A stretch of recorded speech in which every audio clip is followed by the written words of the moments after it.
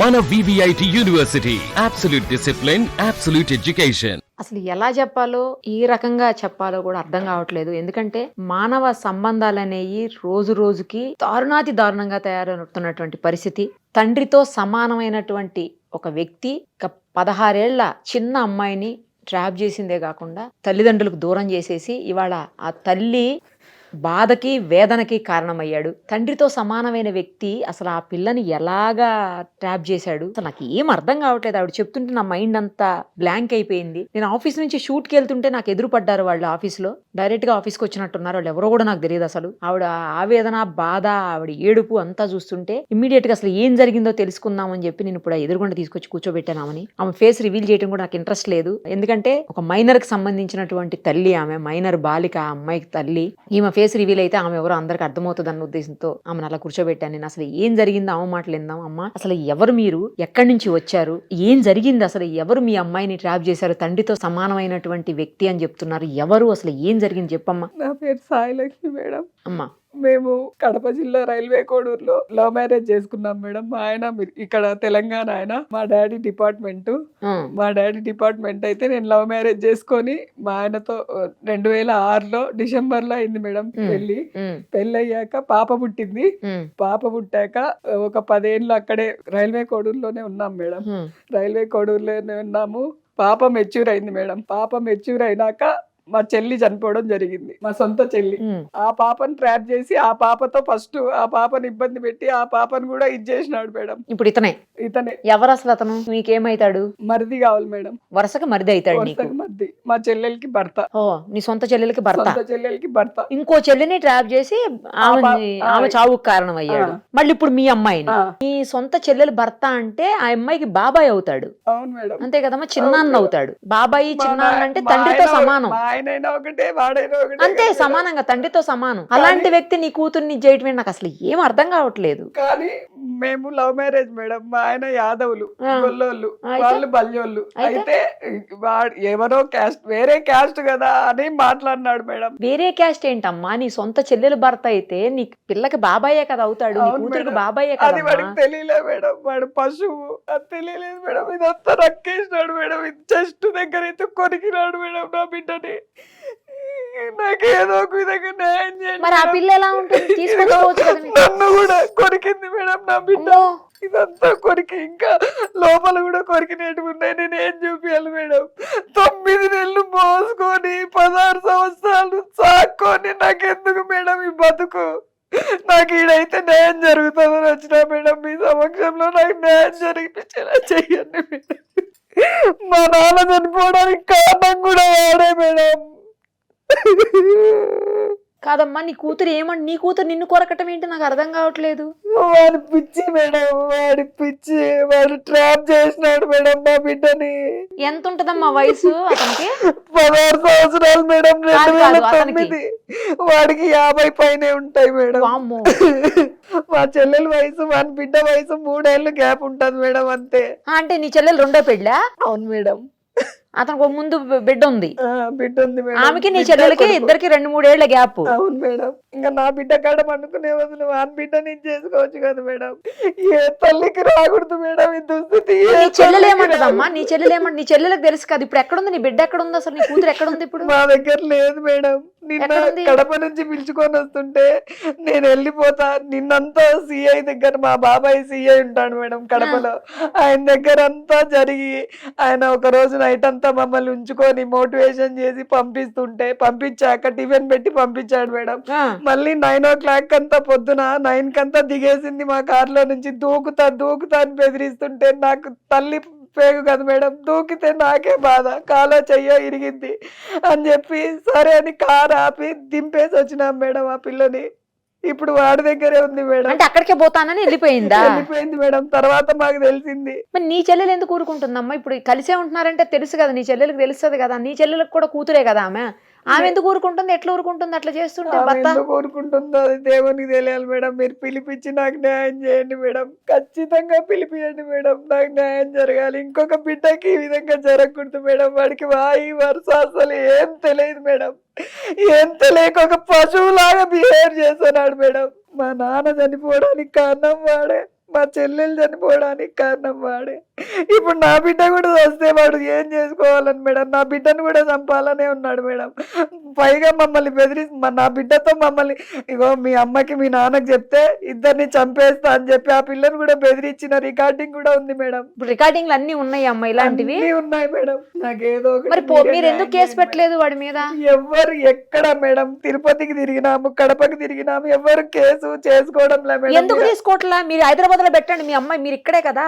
మేము పోలేకనే మేడం, మాకు పోలీసుల ద్వారా నాకు న్యాయం జరిగేలాగా లేదు. సుమన్ టీవీ ద్వారా నాకు న్యాయం జరుగుతుందని వచ్చిన మేడం. మిమ్మల్ని చూసి నాకు ఊపిరి వచ్చింది మేడం, నిజంగా చెప్తున్నా. మిమ్మల్ని చూసినాక నేను ఒక్కసారి మాట్లాడించే అవకాశం ఏంటని బయట అన్న వాళ్ళని వేడుకున్నాను మేడం. నేను మీ దగ్గర అయితే న్యాయం జరిగింది మేడం. వాడిని లాగాల మేడం బయటికి. వాడికి డబ్బు ఉందన్న అహంకారంతో ఏమైనా చేస్తున్నాడు మేడం. మా పేదరికాన్ని వాడు ఉదాహరణ చేసుకుని నా బిడ్డను ట్రాప్ చేసి నాశనం చేసి పెడుతున్నాడు మేడం. నా బిడ్డ నా దగ్గరికి వచ్చి ఎప్పట్లాగా ఉండాలి మేడం. అమ్మ నీ బిడ్డ నంబర్ ఉందా అమ్మ నీ దగ్గర? ఫోన్ ఉందా మేడం? ఫోన్ ఉందా అమ్మాయి దగ్గర? లేదు మేడం. ఫోన్ ఉందో లేదో కూడా తెలియదు మేడం. ఒక ఫోన్ ఎన్ని రోజులైంది నీ కూతురు వెళ్ళిపోయి? నేనే తీసుకొని పోయినా మేడం. కడపలో కేసు పెడదామని చెప్పి నేనే పిలుచుకొని పోతే నాకే రివర్స్ అయింది మేడం. నేను పెట్టను, డాడీ మీదే పెడతానని చెప్పి చెప్తుంది మేడం. ఆ విధంగా వాడు ఆ అమ్మాయిని ట్రాప్ చేసి ఆ అమ్మాయి వశం చేసుకున్నాడు మేడం. వాడిని అయితే వదలొద్దండి మేడం, ప్లీజ్ మేడం. ఏం చదువుతుందమ్మా మీ అమ్మాయి? First year madam, intermediate. అన్ని ఫెయిల్ అయింది మేడం. నీ చెల్లెలు ఎందుకు ఊరుకుంటుంది? నాకు అది అర్థం కావట్లేదు. అంతా అసలు విచిత్రంగా మేడం. మీరు పిలిపియండి మేడం, దయచేసి ఇద్దరిని పిలిపించి ఇవన్నీ అస్సలు కేసు పెట్టించి ఇవన్నీ అసలు బయటికి రాకుండా చేయండి మేడం. నేను అందుకనే మీ దాకా వచ్చింది. అందుకనే మేడం మాకు ఎక్కడ న్యాయం జరగట్లేదు మేడం. పేద పరిస్థితి మేడం నాది. అతని నెంబర్ ఉందా అమ్మా? ఉంది మేడం. తీస్తాడా మీ ఫోన్ నుంచి చేస్తే? తీయడా మేడం? మీ ఫోన్ నుంచి తీయడు కదా. ఇప్పుడు మరి ఫోన్ చేయమంటారా వద్దా? ఫోన్ చేస్తే అతను ఇన్ఫ్లుయెన్స్ చేస్తాడు మిమ్మల్ని, ఏమన్నా మీకేమన్నా హాని కలుగుతుందని భయపడుతున్నారు కదా మీరు? ఖచ్చితంగా మేడం. మరి ఎట్లా ఈ సమస్యకి పరిష్కారం? అసలు అతను ఎందుకు ఇలా చేస్తున్నాడు ఆ అమ్మాయిని? మీడియా వరకు మీరు వచ్చారు అంటే అతనికి అర్థమవుతుంది కదా నాకు ప్రాబ్లం అవుతుంది అన్న విషయం. మరి ఏమన్నా వెనక తగ్గుతాడేమో అని ఆలోచిస్తున్నా. టీవీ నుంచి ఏమన్నా కేసు పెట్టే ఛాన్స్ ఉంటుందా మేడం? టీవీ నుంచి డైరెక్ట్ గా మేము పెట్టడానికి ఉండదమ్మా, మీరే పెట్టాలి. ఏం చేయాలన్నా కూడా మీరే చెయ్యాలి. కేసులు లాంటివి మీరే డైరెక్ట్ గా పెట్టాలి. మేము అతనితో మాట్లాడతాము, కావాలంటే పోలీసులకి చెప్తాము, వాటి వరకు చేయగలుగుతాం తప్పించి మేము డైరెక్ట్ గా అతని మీద మేము కేసు పెట్టలేము. మీరు కాదు మేడం, నేనే పెడతాను. మీరు మాట్లాడించగలరా అని అడుగుతున్నాను. నేను మాట్లాడిస్తాను, మీరు పెట్టండి, కేసు పెట్టండి. ఇక్కడ పెట్టండి, ఫస్ట్ హైదరాబాద్ లో పెట్టండి. హైదరాబాద్ లో మిస్సింగ్ కేసు పెట్టండి. ఎవరి మీద అనుమానం ఉందో మీరు పెడితే హైదరాబాద్ లో నేను మాట్లాడతాను, వాళ్ళతో పోలీసులతోనే మాట్లాడతాను. కానీ నాకు ఒక్క విషయం అర్థం కావట్లేదమ్మా, ఎందుకు మీరు మీ అమ్మాయిని బలవంతంగా ఎందుకు తీసుకురాలేకపోతున్నారు? తెచ్చేయొచ్చు కదా మీరు మీ అమ్మాయిని. మీరు వెళ్ళామంటున్నారు, దిగి వెళ్ళిపోయింది అంటున్నారు. మీకు తెలుసా, పోలీస్ స్టేషన్ లోనే బట్టలన్నీ చింపేసుకుంది మేడం. ఇంకా నేనేం చెప్పలేను మీకు. ఎందుకు బట్టలన్నీ చింపుకుంటే ఎందుకు చింపుకున్నావు అని అడిగితే ఇదిగో కురికేసింది. నన్ను ఇంకా భూత మాటలు కూడా తిట్టింది మేడం. అసలు ఏంటి అంతగానో ఎందుకు? అదే మేడం, అదే నేను చెప్పేది. నేను అదే మేడం చెప్పేది. పూర్తి ట్రాప్ చేసేసినాడు మేడం. 16 years అంటే ఏం తెలుస్తుంది మేడం? ఇప్పుడు పిల్లలకి ఆకర్షణే. ఇప్పుడు ఈ ఏజ్ లో ఆకర్షణ ఒక్కటే ఉంటది మేడం. నేను కూడా ఆ వయసులో ఆకర్షణ పడ్డానికి కూడా వాడు ముసలోడు కదమ్మా, అంత పెద్ద ఏజ్ వాడు, 50 ఏళ్ల పైనోడు. ఆతో ఆకర్షణ ఏంటమ్మా? కుర్రోళ్ళతో వెళ్ళారంటే నన్ను అనుకోవచ్చు. ఏదో 20 ఏళ్ల పిల్లోడు 20-25 ఏళ్ళ వాళ్ళు అయితే మనం ఓకే సరేలే అనుకోవచ్చు. 50 ఏళ్ళ పెళ్లి చేసి పంపిస్తా అని కూడా చెప్పినా మేడం. ఇంకా ఎవరు చెప్తారు మేడం? ఏ తల్లిదండ్రికి దుస్థితి రాకూడదు మేడం. మీరు ఏదో ఒకటి చేసి నాకు న్యాయం చేయండి మేడం. కాదు, అసలు మీరు బలవంతంగా ఎందుకు తీసుకురావట్లేదు అమ్మాయిని? బట్టలు చింపేసుకుంటుంది, నేను రానంటుంది అనేది. బట్టలు చింపుకుని నేను రానంటుంది మీతోటి. నేను పోయేది కోడూరుకే వెళ్తా. కోడూరు అంటే అతని దగ్గరికి. మరి పోలీసులు ఏమంటున్నారు? అక్కడ మీరు పోలీస్ స్టేషన్ లోనే జరిగింది కదా ఇది, అక్కడ వాళ్ళు ఏమన్నారు? మరి మా బాబాయ్ ఏమన్నారు? ఆయన ఆ పిల్లకి నచ్చ చెప్పారా? నచ్చ చెప్తే వినడంలా బయటికి వచ్చేస్తా, నాకు బట్టలు వేసుకోను, నేను మీరు అక్కడికి పంపించేలాగుంటేనే నేను వేసుకుంటా వెళ్తా. ఇప్పుడు అతను మీ చెల్లెలు ఈ అమ్మాయి ముగ్గురు అందరూ ఒకటే ఇంట్లో ఉంటున్నారా?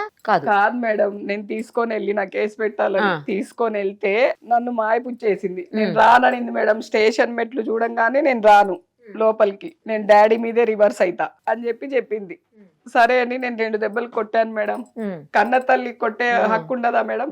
అయితే మా బాబాయ్ సిఐ బస్ లో వెళ్ళిపోయింది మేడం. నేను కోడూరుకి వెళ్తానని చెప్పి నన్ను మాయపుచ్చి స్టేషన్ నుంచి వెళ్ళిపోయింది. బస్సులో నుంచి దిగుదురా అని చెప్పి పిలిచే టైంలో ఏమైందంటే పట్టుకున్న డ్రెస్ అది మెత్తబడింది మేడం, అది కొంచెం చిరిగింది. మ్హూ. రివర్స్ నన్నే మాట్లాడింది, నువ్వు చింపేసావని. దాదాపు 5-6 కిలోమీటర్లు నన్ను పరిగెత్తిచ్చింది మేడం. ఆ. 5-6 కిలోమీటర్లు నన్ను పరిగెత్తిచ్చినాక మళ్ళీ ఎట్లో ఒకట్లా మా బాబాయ్కి ఫోన్ చేస్తూనే ఉన్నా. ఆ. నా దగ్గర అయితే ఫోన్ లేదు. నాకు ఇంట్లో ఈ గొడవల వల్ల మా ఆయన నేను చికాకులు పడి కొంచెం ఫోన్ కూడా నాది పగిలిపోయింది. ఆ. ఎవరి ఫోన్ దొరికితే వాళ్ళ ఫోన్ నుంచి కొట్టిన. ఆ. నా దగ్గర పేపర్లు రాసుకొని ఉన్నా మా బాబాయ్ నెంబరు. ఆ. చేస్తే ఆహా నువ్వు చేస్తావా, ఇంకా అసలు ఇద్దరు కానిస్టేబుల్ నన్ను పంపిస్తే ఆ కానిస్టేబుల్ల మీద కూడా మూసేసి అయ్యో వాళ్ళ ముందరనే బట్టలు చింపేసుకుంది మేడం. కారులో దాదాపు ఒక 5 కిలోమీటర్ల మేరకు బట్టలు లేకుండా వచ్చింది. అంత ఇచ్చేసినాడు మేడం వాడు. నా బిడ్డకు అంత తెలియదు మేడం, ఫస్ట్ అట్లా లేదు మేడం నా బిడ్డ. ఇప్పుడు వాళ్ళతో పాటే ఉందా? వాళ్ళ ఇంట్లోనే ఉందా? మీ చెల్లెల ఇంట్లోనే? మా చెల్లెలు ఇంట్లో లేదు మేడం. మరి ఎక్కడుంది ఇప్పుడు? తెలీదు. ఆహా. వాడు ఎక్కడ పెట్టాడో తెలియదు. అయితే వేరే వాళ్ళ ద్వారా తెలిసింది, ఇక్కడికే వస్తుంది పాప. ఎక్కడికి? ఇక్కడికి హైదరాబాద్ వస్తుంది. ఇప్పుడు వస్తుందా? వస్తుందంట అనేసి చెప్పినారు మేడం. అయితే నేనేమన్నానంటే మేము సుమన్ టీవీకి వస్తున్నామంటే మళ్ళీ వాడికి రివీల్ చేస్తుంది, ఆ. అప్పుడు మేము ఇదైపోతాం కదా, అవును. వాడు ఏదైనా చేస్తాడని చెప్పి మా ఆయన ఏం చెప్పినాడంటే వద్దు అక్కడే ఉంచుకోండి, మా చెల్లెలు ఇక్కడ హాస్టల్లో ఉంటది మేడం, అక్కడ ఉంచమని చెప్పినాము. మా చెల్లెలకే చెప్పేసి వచ్చినాం, మా రెండో చెల్లెలు. ఇంకో చెల్లెలా ఆమె? ఆ అమ్మాయి ఇంకో చెల్లెలు. ఆమె దగ్గర పెట్టుకోమని చెప్పారా? చెప్పి వచ్చినాం. ఎందుకంటే ఇక్కడికి వస్తున్నామంటే ఆ పాప యాక్సెప్ట్ చెయ్యదు మేడం. స్టేషన్కే యాక్సెప్ట్ చేయలేదు. ఇక్కడికి వస్తే ఎంతసేపు మేడం అంటే ఆమె లగ్జరీ లైఫ్ కి అలవాటు పడిపోయింది మేడం.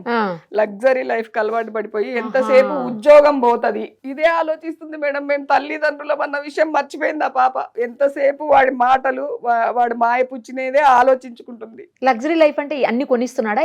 అన్ని అదే మేడం కొనిచ్చి ఇంకా దానికి కూడా అలవాటు చేసేసినాడు మేడం. బరికినాడు మేడం. నాకు కూడా నేను మా ఆయన చెప్తుంటే నేను నమ్మలేదు. నాకు కూడా వేరే వాళ్ళ ద్వారా తెలిసి ఆ ఫోటోలన్నీ బయటపడితే నా మనసు ఎంత కుంగి కృషించిపోయింటది మేడం.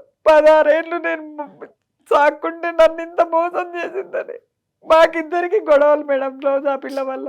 ఎన్నాళ్ళ నుంచి అమ్మాయి ఇలా ఎన్నాళ్ళ నుంచి జరుగుతుంది? ఇప్పుడైతే ప్రస్తుతానికి వాడు చెప్పడం మేడం, వాడు రికార్డింగ్ లో 6 ఏళ్ల నుంచి అని చెప్తున్నాడు. 6 ఏళ్ల నుంచి జరుగుతుంటే మీకు ఇంత కూడా అనుమానం రాలేదా? 6 ఏళ్ల నుంచి మీ దగ్గరే ఉందిగా అమ్మాయి? ఉంది మేడం. మరి మీకు ఇంత కూడా అనుమానం రాలేదు మేడం. రాకుండా చేస్తున్నారు. ఇప్పుడు కూడా నాకు వేరే మా ఫ్రెండ్ ద్వారా తెలిస్తే ఇప్పుడు కూడా నేను తెలుసుకున్నాను మేడం.